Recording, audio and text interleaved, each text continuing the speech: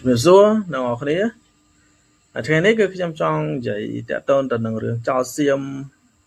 បន្តិចមិនបន្តិចទេអ្នកនរគ្នាគឺเพจរបស់ខ្ញុំហ្នឹងគឺខ្ញុំនិយាយរឿងចោលសៀមច្រើនតាក់ទងទៅនឹងចោលសៀមគឺខ្ញុំនិយាយច្រើនវីដេអូមែនតើតែស្អីបានជាខ្ញុំនិយាយបែបហ្នឹងពីព្រោះថាចេតនារបស់ខ្ញុំហ្នឹងគឺខ្ញុំអត់ចង់និយាយទៅដល់បងដែលជាកងទ័ពខ្មែរទេខ្ញុំអត់ចង់បញ្ចេញសកម្មភាពបងប្អូនដែលជាកងទ័ពខ្មែរយើងទេខ្ញុំចង់បញ្ចេញរាល់សកម្មភាពរបស់ចៅសៀមហើយខ្ញុំក៏សង្ឃឹមថាបងប្អូនទាំងអស់គ្នាយល់ដូចខ្ញុំដែរកាលណាដែលយើងបញ្ចេញទ័ពរបស់យើងគាត់បានពលីបែបនេះពលីបែបនោះវាប្រៀបដូចជាបំបាក់ស្មារតីកងទ័ពយើងដូចនេះអញ្ចឹងសង្ឃឹមថាអ្នកនរគ្នានឹងយល់នៅអ្វីដែលខ្ញុំធ្វើហើយនឹងចេតនាអ្នកនរគ្នាខ្ញុំចង់ឲ្យអ្នកនរគ្នាធ្វើបែបហ្នឹងដែរខ្ញុំមិនចង់ឲ្យអ្នកនរគ្នាផុសរាល់សកម្មភាពរបស់កងទ័ពខ្មែរទេកាលណាដែលគេមិនដឹងពីសកម្មភាពរបស់យើងគឺគេស្មានកម្លាំងយើងអត់ត្រូវទេគឺគេស្មានយុទ្ធសាស្ត្ររបស់យើងអត់ត្រូវទេបើកាលណាយើងផុសទៅកងទ័ពរបស់ខ្ញុំចូលរួមរំលែកទ័ពកងទ័ពរបស់ខ្ញុំគាត់បានពលីបែបនេះបែបនោះនៅរូបភាពបែបនេះបែបនោះ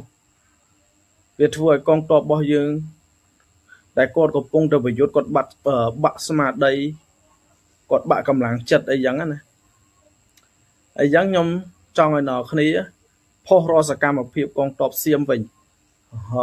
ផុសរាល់សកម្មភាពរបស់តាហ៊ានថៃវិញថាសកម្មភាពរបស់គេនឹងវាបែបម៉េចដើម្បីជាព័ត៌មានមួយដើម្បីឲ្យកងទ័ពខ្មែរយើងគាត់ដឹងថាទិសដៅនេះទិសដៅនេះទិសដៅនេះដើម្បីឲ្យគាត់ងាយស្រួលតម្រង់គោលដៅទៅឲ្យវាត្រូវតែម្ដងបើសិនជាយើងកំផុសគេថាដរាបណាសង្គ្រាមមិនទាន់ចប់កុំទាន់រាប់សពតាហ៊ានពីព្រោះថាពួកសៀមនឹងវាមិនចប់ទេយើងចង់បានសន្តិភាពណាយើងចង់បានសេរីភាពណាប៉ុន្តែពួកវាអត់ចប់ជាមួយយើងទេមួយលើកជាពីរលើកបត់ឈប់បាញ់ឡើង2ដងណាក៏ប៉ុន្តែវាអត់ឈប់បាញ់ទេវាបាញ់រហូតមិនដឹងថាចេតនារបស់វានឹងវាចង់បានអីឲ្យច្បាស់លាស់ចេញពីមួយទៅមួយវាលេងផ្លូវគោកអត់ឈ្នះយើងវាលេងផ្លូវអាកាសវាធ្វើឲ្យខូចខាតហេដ្ឋារចនាសម្ព័ន្ធនៅក្នុងប្រទេសយើងនៅក្នុងតំបន់មួយចំនួនហើយដូចជាព្រឹកមិញអញ្ចឹងវាបកាច់អីវាបានវាទៅតម្លាក់ក្របនៅក្នុងសាលារៀនសួរគិតអីបានជាវាទៅតម្លាក់ក្របនៅក្នុងសាលារៀនធ្វើឲ្យក្មេងៗមួយចំនួនរត់ចែកជើងគ្នារត់ប្រសាចពេញសាលាសួរថារូបភាពបែបនេះបរទេសហេតុអីបានជាមើលអត់ឃើញអ្នកឯងមានបើកភ្នែកទេឬក៏អ្នកឯងដេកលក់អស់ហើយបើកភ្នែកផងពួកលោកអើយ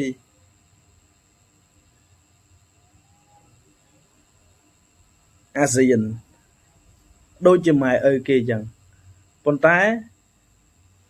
បែរជាចេញសារលិខិតមកដូចក្មេងបៀមដៃចឹងកូនកំពុងតវាយគ្នាបែរជាម៉ែបែរជាឪហ្នឹងឲ្យឈរប្រាប់កូនហើយកុំឆ្លោះគ្នាហើយកុំវាយគ្នាឈរបង្ហាញចឹងទៅហើយកុំចុះមកខាត់មិនដឹងថាបងវាយមុនក៏ប្អូនវាយមុន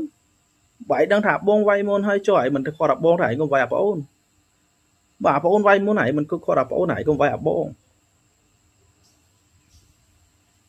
ធម្មតាមនុស្សកំពុងទៅវាយគ្នាយើងឈរថាឯងឈប់វាយគ្នាទៅឯងឈប់វាយគ្នាទៅម៉ែឪគេធ្វើយ៉ាងហ្នឹងគីមចុងអ៊ុនគាត់និយាយត្រូវអញ្ចឹងខ្ញុំមានតែចង់ទៅសើចទៅដល់គីមចុងអ៊ុនគាត់ថាមានតែយើងខ្លាំងទេទើបគេខ្លាចជុំមានប្រទេសណាសូម្បីតែអាមេរិកក៏រៀងញូចជាមួយនឹងគីមចុងអ៊ុនដែរហ្នឹងវាយ៉ាងណា dân thay cái dân này thay cái lấy snap đấy đấy giờ bông pây có tham mày tha xiên đôi chỉ kha cả ta chăng việc con đấy chỉ cầm nô muối chăng chỉ cả ta muối nè tao phèo cái thá anh chỉ kha cả ta hà kha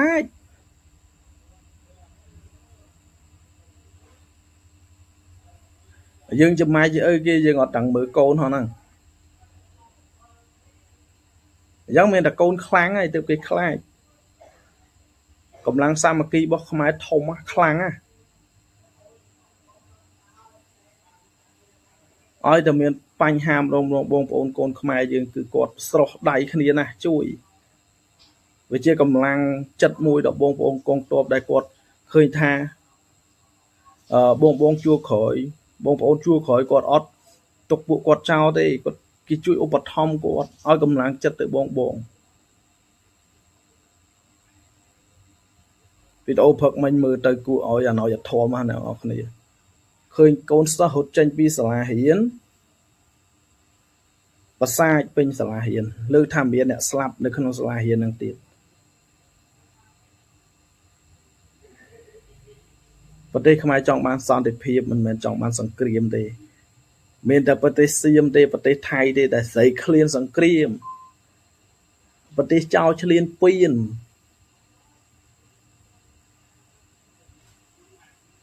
សឹងដល់ពិភពលោកនឹងគេស្គាល់ថាប្រទេសសៀមគឺជាចោលឈ្លានពានទឹកដីខ្មែរចង់បានទឹកដីខ្មែរទឹកដីម៉ែឯងទឹកដីម៉ែអើយនេះឯងមកទុកនៅហ្នឹងមែនណែឯងគឺជាចោលមួយដែលកែលែងឡើងហើយវីដេអូខាងក្រោមហ្នឹងគឺជាសកម្មភាពដែលកូនក្មេងសិស្សសាលាពួកគាត់រត់ចេញពីសាលាដើម្បីរត់គេចពីក្របផ្លោងគ្របការទម្លាក់គ្របរបស់ទាហានថៃនៅពេលដែលមើលវីដេអូហ្នឹងហើយធ្វើឲ្យខ្ញុំក្រក់ក្ដួលក្នុងចិត្តមែនតើអ្នកនរគ្នាមិននឹកស្មានថាប្រទេសខ្ញុំដល់ចំណុចហ្នឹងរងការវាយប្រហារពីចៅសៀមដែលជាប្រទេសជិតខាងដែលជាចៅបើសិនជាអ្នកឯងកូនចៅអ្នកឯងត្រូវតែលាក់គ្របបែបហ្នឹងអ្នកឯងឈឺចាប់ហើយអ្នកឯងប្រកាសជាឈឺចាប់ដូចអ្វីដែលពួកខ្ញុំជនជាតិខ្ញុំឈឺចាប់ហើយអ្នកឯងត្រូវចេះប្រៀបធៀបថាបើសិនជាកូននេះជាកូនរបស់អ្នកឯងប្រកាសជាឈឺចាប់ហើយមិនមែនអ្នកឯងធ្វើបែបហ្នឹងទេហើយក៏ឈប់ទៅផ្ដាំទៅជនជាតិសៀមឈប់ទៅសង្គ្រាមអត់មានអីចំណេញទេបើសង្គ្រាមចំណេញគេធ្វើសង្គ្រាមហើយប៉ុន្តែសង្គ្រាមអត់មានអីចំណេញទេមានតែការឈឺចាប់ខូចខាតបាត់បង់